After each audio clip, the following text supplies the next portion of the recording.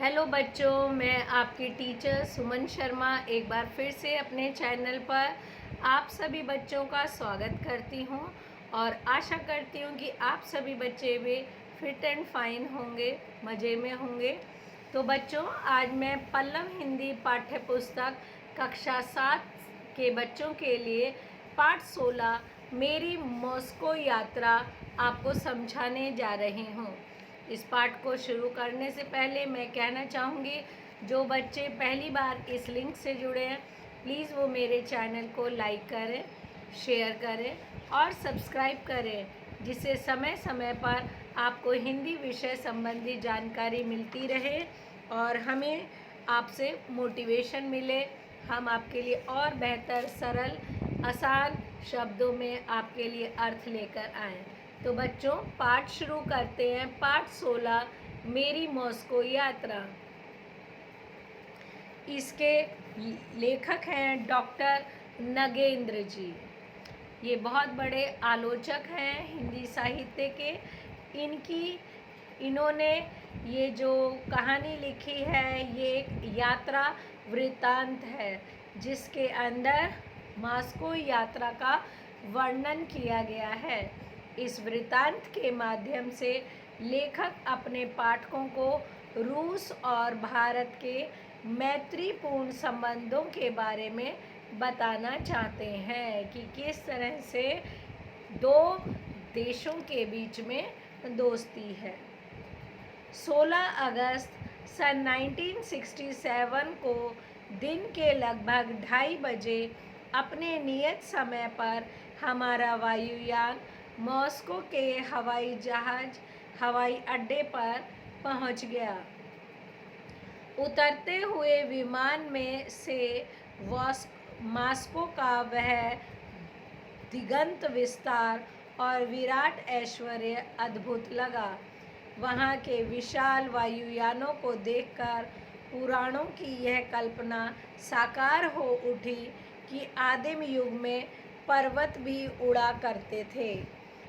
इस नगर के वैभव को देखकर मानव के असीम गौरव का प्रभाव मन पर पड़े बिना नहीं रहता।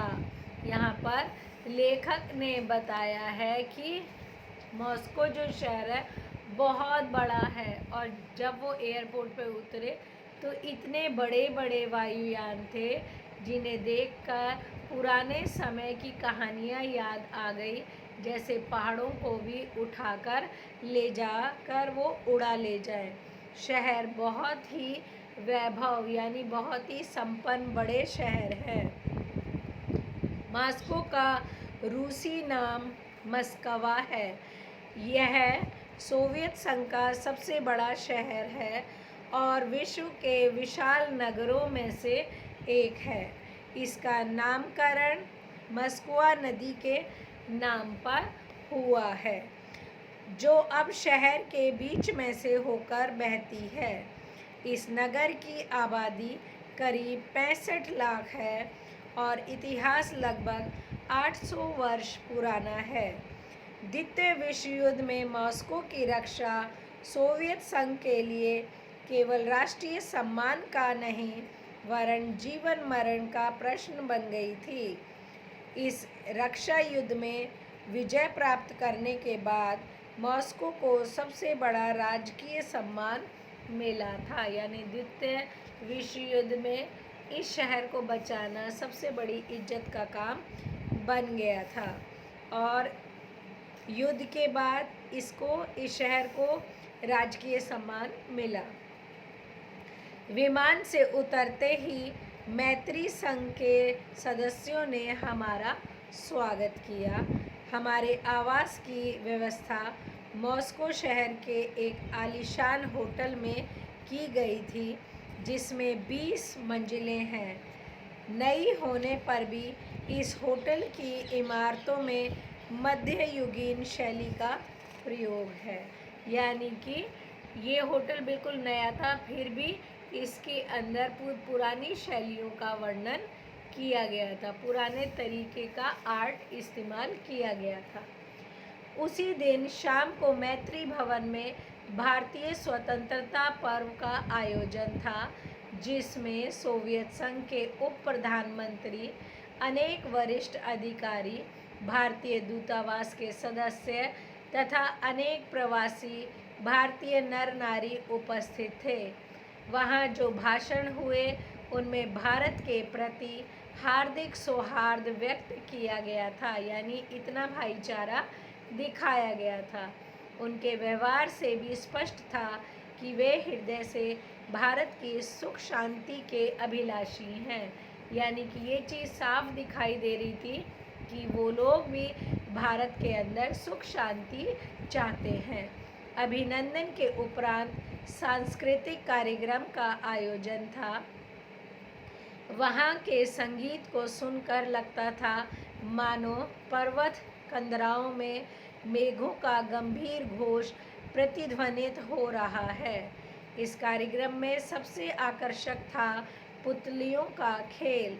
रूस में पुतलियों का खेल विकसित कला का रूप ले चुका है। मॉस्को में इसके लिए अलग मंच बना हुआ है, जहाँ छोटे छोटे रूपकों का प्रदर्शन होता है। हम लोगों के सामने 5-6 पुतलियों द्वारा एक छाया नाटक प्रस्तुत किया गया। पुतलियाँ बड़ी तो उतनी ही थी जितनी हमारे यहाँ प्राय होती हैं, परंतु पर्दे पर उनकी छाया सामान्य स्त्री पुरुष की छाया जान पड़ती थी। वे उसी तरह उठती बैठती, चलती फिरती तथा व्यवहार करती थी। उसी तरह अपने राग, द्वेष, शोक, क्रोध आदि व्यक्त करती थी, जिस तरह साधारण मनुष्य करते हैं। उनके संवाद टेप पर अंकित थे, जो साथ साथ सुनाई पड़ते थे।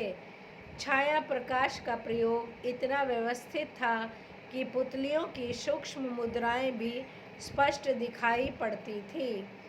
मॉस्को में न जाने कितने ऐसे सिनेमा घर हैं जहां नगर की जनसंख्या का 1% भाग एक साथ बैठकर मनोरंजन कर सकता है। वोल्शोई थिएटर और आर्टे थिएटर सबसे प्रसिद्ध हैं। हम लोग 18 तारीख की शाम को टॉलस्टॉय के प्रसिद्ध उपन्यास युद्ध और शांति पर आधारित फिल्म के युद्ध दृश्य देखने गए। इस फिल्म में युद्ध और शांति में वर्णित संग्राम के भयंकर दृश्यों को पूरे विस्तार के साथ अत्यंत यथार्थ रूप में प्रस्तुत किया गया था। सिनेमा का एक नया रूप भी हमने प्रदर्शनी में देखा, जिसमें दर्शक बीच में खड़ा होकर चारों ओर पर्दों पर घूमते हुए दृश्यों का अंग बन जाता है। चित्रशालाएं भी वहाँ काफ़ी हैं, जिनमें प्राय युद्ध के और विशेषकर अक्टूबर सन 1917 की क्रांति के चित्र प्रदर्शित हैं। रूस की चित्रकला में शक्ति एवं यथार्थता का प्राधान्य है।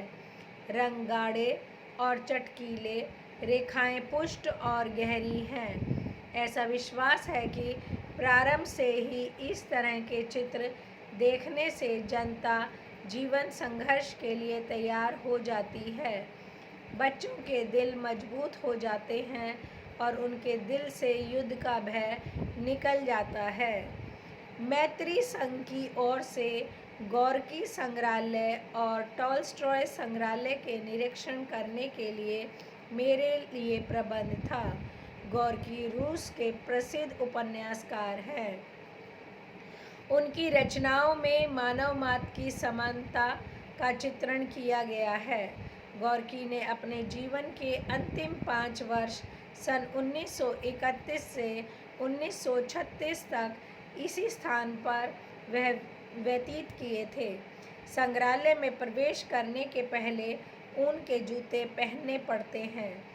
इसमें दिवंगत आत्मा के प्रति श्रद्धा की भावना निहित है। रूस के विद्वान इस महान उपन्यासकार की रचनाओं को समझने के लिए इस संग्रहालय का उपयोग करते हैं। गोर्की के पुस्तकालय में लगभग 10,000 ग्रंथ हैं, जिनमें अनेक दुर्लभ ग्रंथों के प्रथम संस्करण और अनेक ग्रंथों की उपहार प्रतियां उपलब्ध हैं। टॉल्स्टॉय का प्रमुख आवास और संग्रहालय यासनाया पोलियाना में है, जो मॉस्को से लगभग 200 किलोमीटर दूर है। वहां मैं ना जा सका, परंतु मॉस्को के टॉल्स्टॉय के शीतकालीन आवास में स्थित संग्रहालय को मैंने देखा। यह आवास एक विशाल उद्यान में है। यहाँ एक और टॉल्स्टॉय के कुल की सामान्य गरिमा और दूसरी ओर उनके व्यक्तिगत जीवन की सादगी का प्रभाव स्पष्ट रूप से दिखाई दे रहा था। काफ़ी बड़ा आहार कक्ष था, यानी डाइनिंग रूम, जो कीमती साज सामान से सुसज्जित था। उनका शयन कक्ष भी राजसी साज सज्जा से संपन्न था। यह जान के आश्चर्य होगा कि टॉल्स्टॉय की पत्नी आग्रह के साथ अपने पति की रचनाओं की पांडुलिपि स्वयं ही तैयार करती थी। युद्ध और शांति की पांडुलिपि भी उन्होंने ही तैयार की थी। टॉल्स्टॉय की कहानियों में शांति और अहिंसा का संदेश है। रूस में हिंदी, उर्दू, बांग्ला, मराठी, पंजाबी तथा दक्षिणी भारत की भाषाओं के अनेक लेखक नियमित रूप से अनुवाद करते हैं।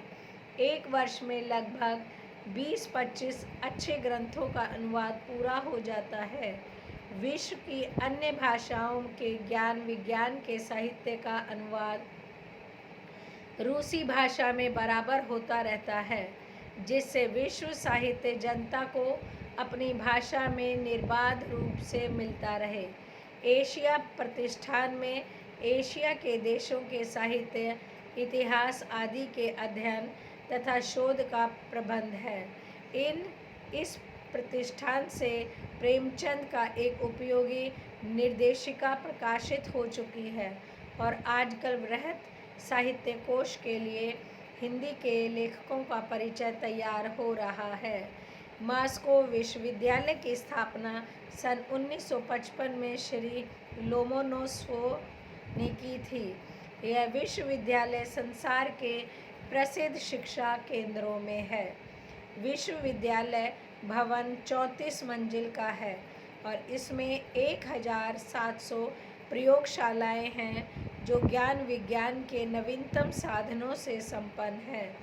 इसमें 30,000 विद्यार्थी शिक्षा पाते हैं। अध्यापकों की संख्या लगभग 3,000 है।